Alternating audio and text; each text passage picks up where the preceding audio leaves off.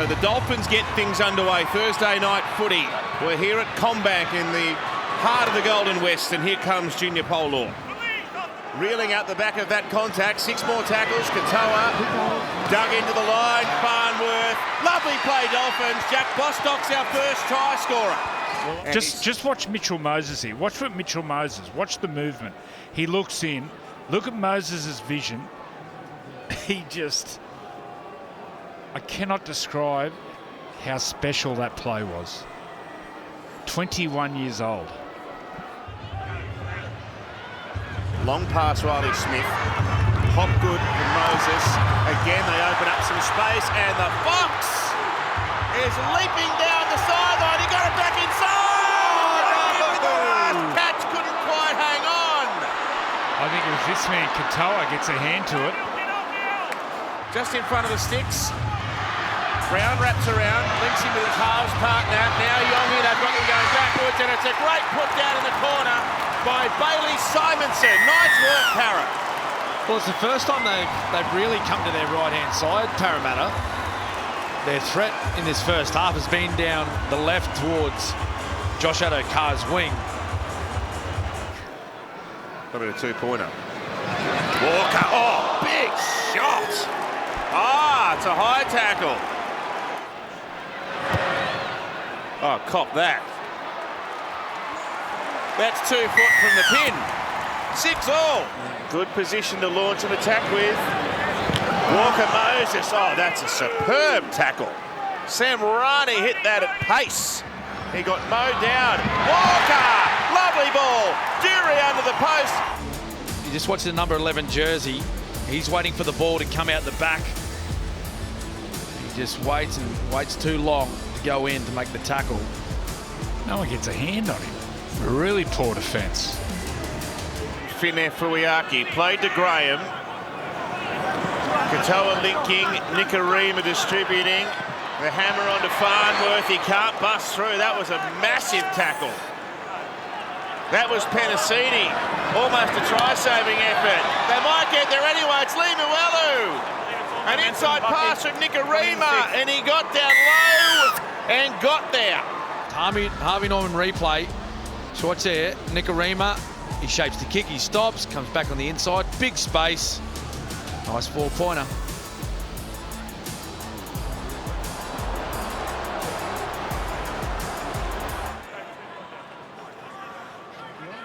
Oh, Herbie! Straight through Herbie. No one touched him. He gets to Yongi.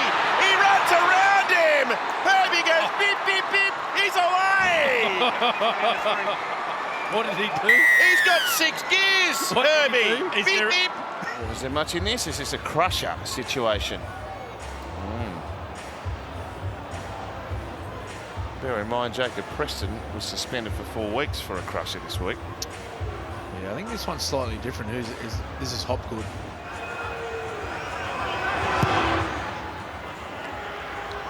(20-12). Through the hands, Katonga. Oh, it's a lot. What a pass! He slipped an absolute perler away. Brown backing up. Parra are going to drag the margin back. What a ball! This will be a lovely shot here. Forces the right hand free at the last moment. Nice little flick pass. The timing from Iyongi, incredible. And then Brown just backing up on the inside. He just had to find him on the chest, which he does. Dylan Brown does the rest. What'd you see there, Fred? Yeah, that was a beautiful shot of the fullback. Just how he slowed his pace up and just took his time. Parra with a chance to pull this game out of the fire. Away to Yongi. Through the hands, it's Penasini. No! A try saver, maybe a game saver. Oh, that's the biggest tackle of the game so far. This is tackle 4. They've only got 2 plays in which to save the game. Moses. Long spiral pass. Great hands from Addo. He's down the wing. He's got support. He gets it away to Brown. He turns them inside out. He's tackled. He lost it. He lost it. The hammer saves the day. 2016 full time. The Dolphins have rebounded from successive losses and win their 4th game of 2025. Well, Jason, I suppose, how do you sum that one up? How do I sum it up? I love the effort. I love how hard we fought. Created opportunities. They had to complete at 95% and play under their skin a bit. And in the end, we just weren't good enough. We just didn't execute our opportunities, ice them, and sort of got us in the end. Did you feel like, that second half, you certainly came out with so much intent, you were in front, and then there was a bit of a momentum swing around that crush tackle. Did you feel like that's where it sort of shifted, or was there a moment that you felt it sort of went back in their favour? No, it shifted.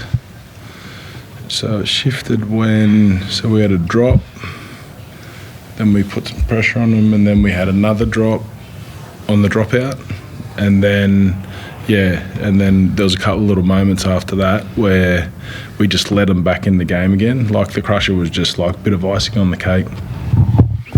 Jason, you could have been three in a row, 3 wins in a row right now. Yeah. Must be extra frustrating, considering you were in the game last week as well. Yeah, like it's you got to look at the experience of some of the boys out there. That it's the first part of their NRL career, and it's a tough business, NRL. So they're learning on the job, and they're doing an outstanding job for long periods. But there's just little moments in the game, and it's not any one person. It's kind of spread across the team. So we'll go back, we'll review, and we'll just continue to look to get better each week. And you know, an old bloke told me once the scoreboard's the last thing to change. So there's a lot of things improving out there. The younger players are getting better each week, and we're getting better as a footy team and a footy club, and that's all I can ask. So obviously having the captain back certainly helps that, but at the same time, you know, we need to make sure we're just not giving teams the little leg ups that we're giving them, and often it's not a glaring thing like a crusher tackle or anything like that. It's just a little error or a defensive decision, and you know, that's what sort of gives them energy to stay in the grind with us. So it's pretty straightforward, I think. Mitch, can you talk us through that last play? Your pass travelled about 89 metres, one bounce into the Fox. Did you think this was it? Do you think the miracle play was going to happen? Yeah, I don't know. I just thought I'd get the ball to a bit of speed and let him do the rest. And it was a close one, but we just fell short. It's probably the story of the night. We just missed out on a few opportunities tonight and probably cost us. You guys did look good tonight on a lot of occasions, just spreading the ball left to right. Not afraid to throw it around. Yeah, we're playing some all right footy, but we're just not finishing our opportunities at the night. And that was the story tonight. So we've got to fix that up and be better, and hopefully we can turn those losses into wins. To that point, Jason, how excited are you that you are creating those opportunities in those clutch moments? But as a coach, are you more excited by that or frustrated that you just can't quite ice them, because Pre could have scored another 2? I'd be more worried if we weren't creating them. Early in the game, I think we had the try line wide open and we put the ball down, and just this little thing, again, little things turn into big things really quickly. So, but it's, like I said, the players are trying hard and the effort's through the roof, and they're creating opportunities with the footy, and we're slowly getting better each week, but it's it's just not reflective on the scoreboard at the minute. And just, you mentioned the rookies earlier. Kitione, I think he's found the right time to offload. Are you encouraged by the fact that with the game on the line he finds that pass and Isaiah's there backing up, whereas at the start of the season that play may not have come off? Yeah, no, definitely. I think at the start of the season that wouldn't have been the scoreline. No, we wouldn't have been able to hang in there like that. So like you said, we've had 3 weeks in a row now, and we've just got to continue to continue that and look to build our consistency as a footy team, and crack on. Mitch, were you seeking clarification from the ref at full time about that crusher? Was that what you were asking him when you were walking away? No, there was a few things, but it's. Did he give you an answer? No, that stays with us. I think just on the field between me and the ref, I guess, and he's trying his best out there, and it's in the heat of the moment, making decisions on the run. It's hard. The refs are doing their best, and the bunkers doing their best as well. Thank you, guys. Jason Bailey, how bad's Bailey? And does this? Not sure. Yeah, he's hobbling around in the sheds. The physios don't know exactly what's wrong, so they'll probably need a scan, and then we'll know more from there. But hopefully it's not too bad. And Zach, I think you might have been asked yesterday. Yeah, no, Zach's next week, I think. Hopefully. Yeah. Oh yeah, like that. Yeah, at the moment that's where he's been scheduled to come back, like with the performance team. But yeah, again, he got a few boxes to tick before next Friday. But that's the game we were aiming for. But we'll just see how it goes.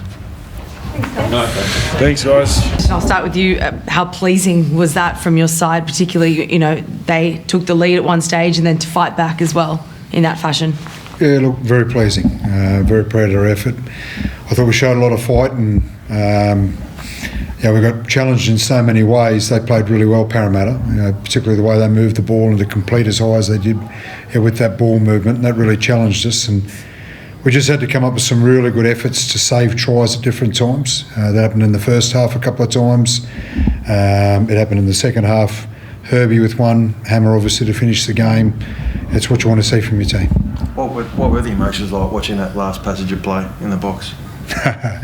Obviously it's pretty stressful, the last 5 minutes, and you can see they had a lot of momentum, and you could see they were moving the ball well, and they were throwing everything into trying to get a win, and there's a lot of fatigue in the game as well. So I could also see that we were given every bit that we could to try and make sure that we did get the win.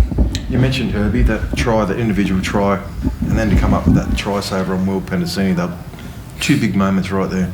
Yeah, they were. He really came to the fore when we needed him, and they were two massive plays in that second half. And he's obviously a very talented player, and that's what he's capable of. And I'm glad he came up with those plays tonight. What does Herbie out at training? Like, does he do anything extra that to really put him in this sort of form that's seeing him at the moment and be able to come up with that? What is it about his play that you admire?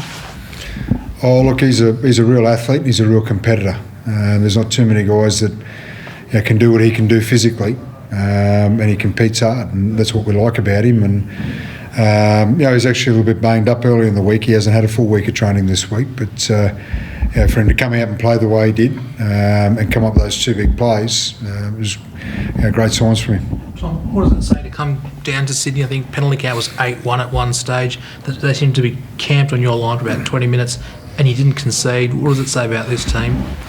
Yeah, it was probably a big focus point of ours. The last 2 weeks we haven't been good enough in that area, and that's probably the pleasing thing is you take your lessons from your losses and you do something with it, and that's the pleasing thing is we're taking those messages, and as a group, we're on this journey together, and there's going to be times where we get a lot of lessons, and we won tonight and there's still lessons to be taken from it. So we need to keep learning and go back into training Monday and keep taking those lessons to get better and get to the place we want to get to. And Christian, just back on the Hammer, I know he's probably a lock to play centre for the Maroons, but there's a school of thought he is one of the best fullbacks in the competition right now. Could you see him wearing the number one for the Maroons if they were to pick him? Oh, he'd do a very good job. I've got no doubt of that at all. And he's a big game player.